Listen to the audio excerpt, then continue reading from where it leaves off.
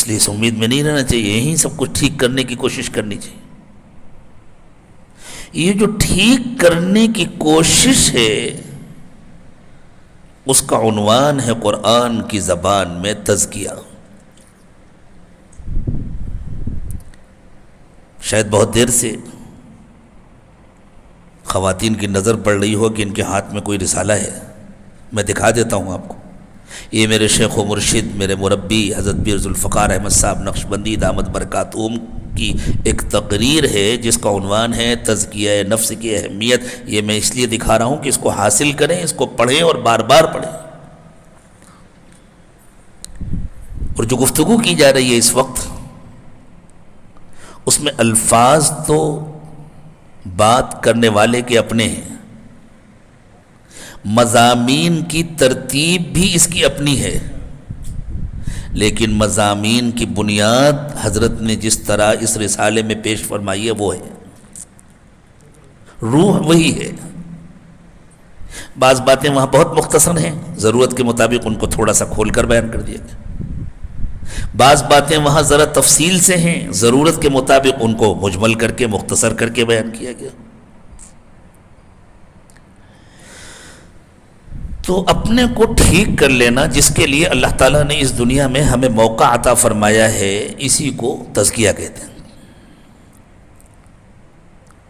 خود انسان کی طرف اگر اس کی نسبت کی جائے، جو اپنے کو ٹھیک کر رہا ہے تو اس کو عربی میں تزکی کہتے ہیں، اور دوسرے کی طرف نسبت کی جائے جو انسان کو ٹھیک کر رہا ہے، سکھا رہا ہے، اس کی اصلاح کر رہا ہے، تو اس کی نسبت سے اس کو تزکیہ کہتے ہیں. علماء کے لیے میں دونوں کے افعال بھی ذکر کر دیتا ہوں. تزکی کا فعل ماضی ہے تزکا، جو ٹھیک ہو گیا، اور تزکیہ کا فعل ماضی ہے زکا، جس نے ٹھیک کر لیا. اللہ تعالیٰ نے قرآن پاک میں یہ دونوں لفظ استعمال فرمائے ہیں. ایک جگہ فرمایا قد افلح من تزکا، جو ٹھیک ہو گیا، جو سنور گیا، جو سدھر گیا، جو پاک و صاف ہو گیا، وہ کامیاب ہو گیا. اور ایک جگہ فرمایا قد افلح من زکاہا، وہاں ضمیر کا مرجع نفس ہے، جس نے اپنے نفس کو پاک و صاف کر لیا، جس نے اس کو ٹھیک کر لیا، وہ کامیاب ہو گیا. انبیاء کرام علیہ السلام کی طرف جب اس کی نسبت کی گئی تو ان کے حوالے سے تزکیے کا ذکر کیا گیا کہ حضرات انبیاء کرام علیہ السلام تشریف لاتے ہیں انسانوں کا تزکیہ کرنے کے لیے. ان کی باتوں سے، ان کی صحبت سے، ان کی قلبی توجہات سے، ان کی تعلیمات سے، ان کی ہدایات سے انسانوں کا من صاف ستھرا ہوتا ہے، ان کا نفس سدھرتا ہے، ان کا تزکیہ ہوتا ہے. اور انبیاء کرام علیہ السلام اس کے لیے اللہ تعالیٰ کی جانب سے بنائے ہوئے سبب ہوتے ہیں. ایک مقام پر اللہ تعالیٰ نے اس بات کو بتلانے کے لیے کہ تزکیے کے بغیر کسی مرد کو، کسی عورت کو، کسی بڑے کو، کسی چھوٹے کو کامیابی نہیں مل سکتی ہے، 7 قسمیں کھائی ہیں. ایک ساتھ میں 7 قسمیں کھائی ہیں اللہ تعالیٰ نے یہ بتلانے کے لیے. اول تو اللہ کو قسم کی کیا ضرورت ہے؟ اللہ رب العالمین ہے، احکم الحاکمین ہے. جس کو اللہ کی نہیں ماننی وہ جہنم میں جائے، اور جو یہ جانتا ہے کہ اللہ رب العالمین ہے اس کے لیے کوئی بات بھی اللہ کا کہہ دینا، فرما دینا کافی ہے. لیکن بات کو وزن دینے کے لیے اور اس کی اہمیت کو بتلانے کے لیے، اس کے طریقہ کار کو سمجھانے کے لیے، اس کے لیے اللہ تعالیٰ نے کیسے کیسے انتظامات کیے.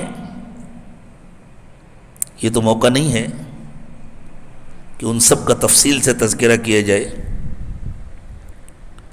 لیکن ابھی غالباً پچھلے ہفتے یا پہلے چند دن پہلے یو پی کے ایک مقام پر اسی صورت پر اس عاجز کا درس ہوا تھا. اگر موقع ملے مردوں کو اور خواتین کو بھی اور وہ اس کو سنیں تو انشاءاللہ ان کو کچھ اندازہ ہوگا. ایک طالب علم نے ان آیات کریمہ کو کھولنے کی کوشش کی ہے کہ یہ قسمیں اللہ تعالیٰ نے کیوں کھائی ہیں، اور جن چیزوں کی قسمیں کھائی ہیں ان کے ذریعے سے اللہ تعالیٰ نے کس طرح تزکیے کے اس پورے نظام کو، اس پورے سسٹم کو سمجھایا ہے. اتنی قسمیں کھانے کے بعد آخری جو قسم ہے وہ ہے وَنَفْسٍ وَمَا سَوَّاهَا، نفس کی قسم. اور اس کو بنانے والے نے جس طرح بنایا ہے، جیسی اس کی سیٹنگ ہے، ہمیں خوب پتہ ہے. پوری دنیا میں جو لوگ خدا کو مانتے ہیں وہ بھی، اور جو نہیں مانتے اپنی کم عقلی یا بے عقلی کے نتیجے میں، اپنی ناسمجھی یا حماقت کے نتیجے میں، جو نہیں مانتے اس کائنات کے کسی خدا کو، اتنا تو وہ بھی مانتے ہیں کہ ہر چیز کی اپنی کوئی خصوصیت ہوتی ہے، ہر چیز کی اپنی کوئی ترتیب ہوتی ہے، ہر چیز کی گویا اپنی کوئی سیٹنگ ہوتی ہے، اس کا اپنا ایک موڈ ہوتا ہے. اس سے اسی ترتیب سے فائدہ اٹھایا جا سکتا ہے، اس کو اس کی ترتیب سے ہٹا کر فائدہ نہیں اٹھایا جا سکتا. آسمان کا اپنا ایک مزاج ہے، زمین کا اپنا ایک مزاج ہے. درختوں سے فائدہ اٹھانا ہے تو جو درختوں کی تخلیق کی ترتیب ہے اسی ترتیب سے فائدہ اٹھانا ہوگا. سورج سے فائدہ اٹھانا ہے تو جو سورج کی ترتیب ہے کہ کھڑکیاں کھول دو، رکاوٹیں دور کر دو، پردے ہٹا دو، تب سورج کی روشنی آئے گی. بند کر لو گے تو سورج تمہارے گھر کے اندر نہیں آئے گا تم کو سلام کرنے کے لیے. بارش کے پانی سے فائدہ اٹھانا ہے تو پانی کو جمع کرنے کی جگہ بناؤ. اس میں نہانا ہے تو گھر سے باہر نکلو. گھر کے اندر بیٹھے رہو گے، چھت کے نیچے بیٹھے رہو گے تو بادل نہیں آئے گا تمہاری کھڑکی سے اندر تم کو غسل کرانے کے لیے. زمین کا اپنا ایک مزاج ہے، آسمان کا اپنا ایک مزاج ہے، درختوں کا اپنا ایک مزاج ہے، اور بنانے والے نے ان کو یہی مزاج بنایا. ان قسموں کے اندر یہی ترتیب سمجھائی گئی. اس